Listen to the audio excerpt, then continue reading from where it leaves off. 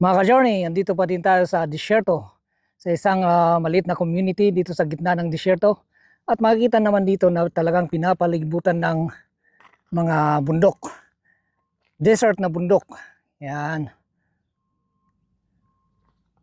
At napakaganda yung ginawa dito na community. Makikita nyo naman sa may picture na i-insert ako dito mamaya at makikita nyo yung kung gaano ito kaliit. Napakadaming ganito na lugar dito sa Israel, yung mga maliliit na community sa gitna ng mga wilderness like this desert or sa ibang bulubundukin na maraming puno din, maraming mga maliliit na community. Yun ay tinatawag nilang kibbutz. At may free na fig ay pomegranate dito. Pwede mong kainin yan. Ang daming bunga. At kita naman dito may mga grasses. Nakakamiss talaga dito kasi madaming mga grasses. Kung paano nila ginawa to, nakaka-amaze. Yan. Green na green sa gitna ng disyerto. At yun, pinapalibutan to ng mga talagang mga bundok. Judean desert. At may mga transient house dito kaya doon ako nakatira. Sponsored by the boss. Kaya okay. Okay yung tinitirhan natin. Ano kayang tree ito? Napakalaki. So ang gawin na lang natin ay i-compile na lang natin yung ating video kasi papareho lang naman ang makikita dito. Desert at yung maliit lang na community. Walang masyadong interesting na lugar. Alright mga ka-journey, andito tayo ngayon sa gitna ng disyerto. At hindi nagbumukhang disyerto kasi madaming mga green. At ang lugar na to ay tinatawag nilang kibbutz. At ang kibbutz dito sa Israel ay mga little communities sa gitna ng disyerto or kung saan saan man. At ito ay may kumpletong mga amenities, may mga pools, may mga schools, may mga groceries, may mga parks tulad nito. At yan, pinapalibutan, tingnan nyo naman, pinapalibutan to ng mga bundok. At subukan natin maglaro dito sa mini park. Masaya dito. Kasi kung ano-ano ang nakikita. Muni-muni. Akyat-akyat dito sa mga...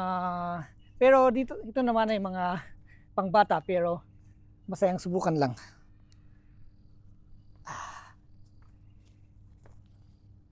Grabe yung mga ano dito. Yung mga laruan ng mga bata. Nakakatakot mahulog. Pero ang maganda dito ay sand yung buhangin yung nasa baba. Tignan nyo naman buhangin. Kaya kung mahulog ka dyan, okay pa siguro.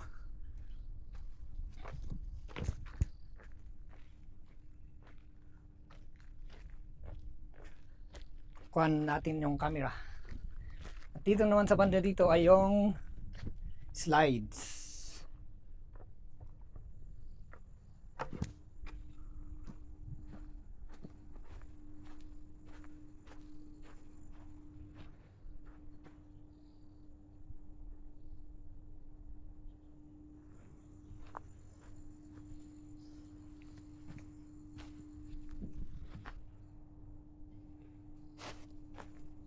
Paano ba pumunta dyan?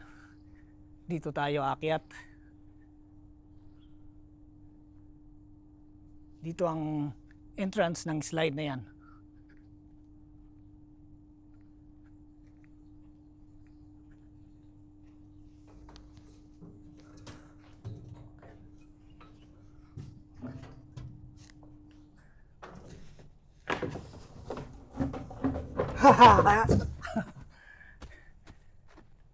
So much fun mga ka-journey. Masaya ang mga tao dito pag ganito ang yung tinitiran sa probinsya. Yeah. Alright, so tuloy natin maglakad. Tignan natin kung ano pang makikita dito sa tinatawag nilang kibbutz.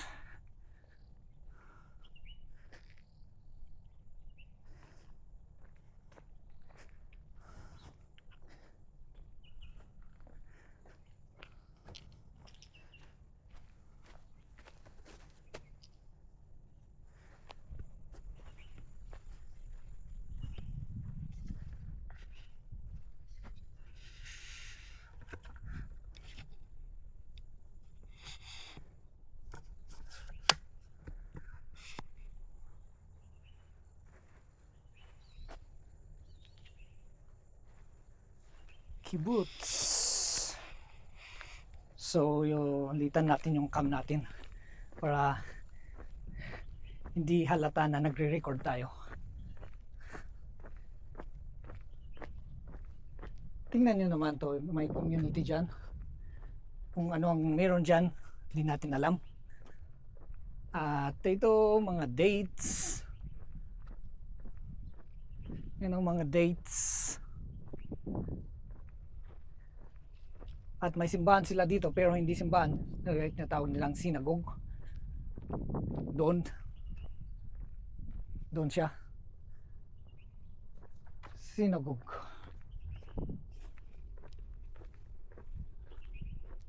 At papakita ko sa inyo mamaya yung mga bundok dito. Pinapalibutan tayo ng bundok.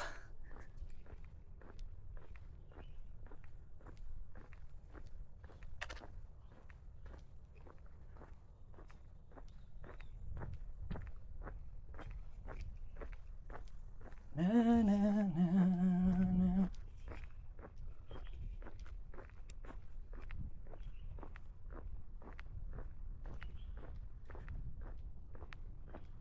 Nasa gitna ng disyerto pero hindi mo ramdam na nasa disyerto ka, mga ka-journey.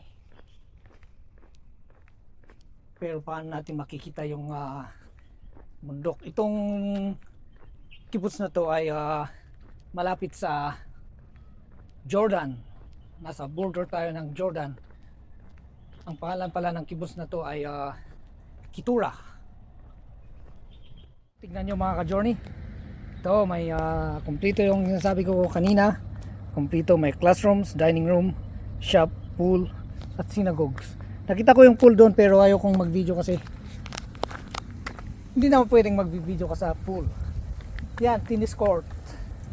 Tennis court. At dito naman soccer. Talagang kumpleto yung mga gamit nila. Ito pala yung sinasabi ko kanina na pinapalibutan tayo ng mga bundok. At doon sa banda doon ay Jordan. So nasa malapit na tayo sa border. At yan yung Jordan, is-zoom ko para makita nyo yung para may yan, Jordan, yung brown na yan, Jordan na yan.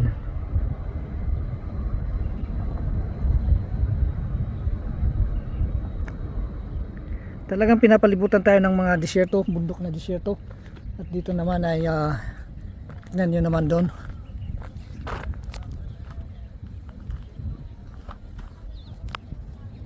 Desert place.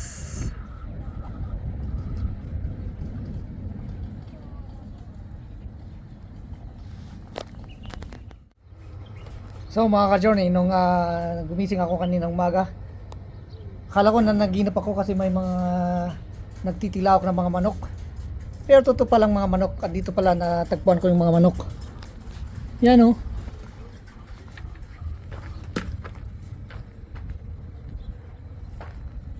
May mga manok dito at may mga kabayo. Tapos yung mga manok, hindi sila takot sa mga tao.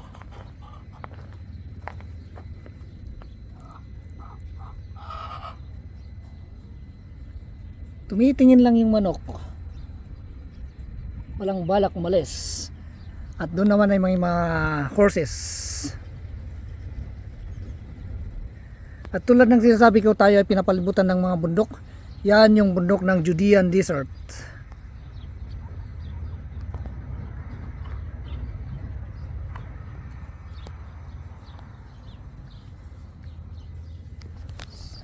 Judean Desert. At dito naman ay isang soccer field. Yan o. Talagang masaya dito pag dito ka tumira. Tapos yan, yung nakikita nyo na yan, yung malayo na yan, yan. Tingnan natin. Yan. Ito Jordan country, yung country na Jordan. So nasa border talaga tayo. Jordan.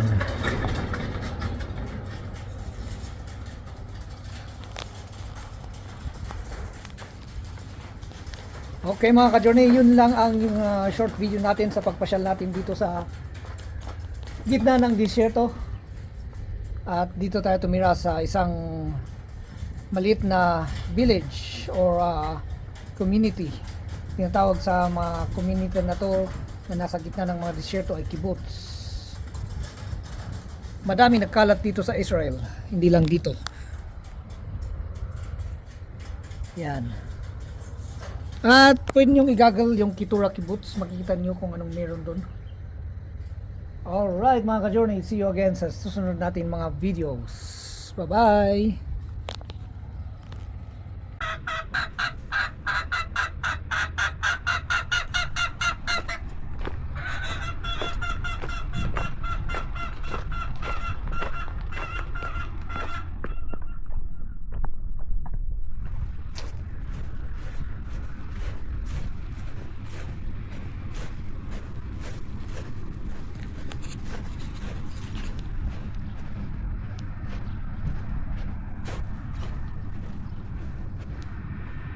Nets ng soccer. Uy, may chinelas dito. Sayang. Maganda pa. Naiwan ng mga naglalaro siguro yan.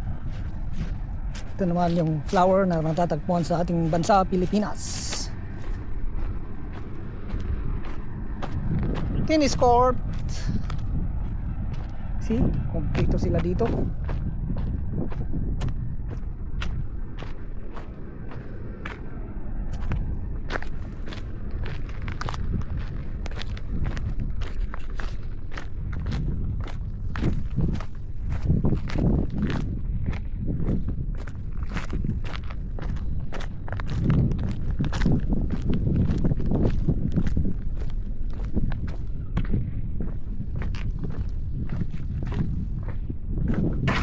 Basketball court.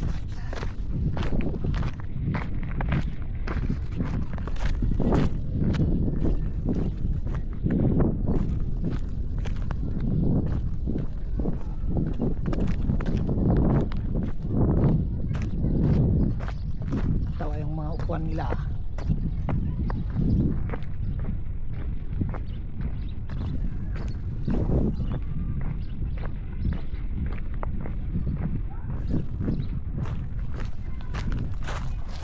Tapos may sana namang park dito. Dami talagang park. Kitang kita dito yung kabundukan ng Judean Desert.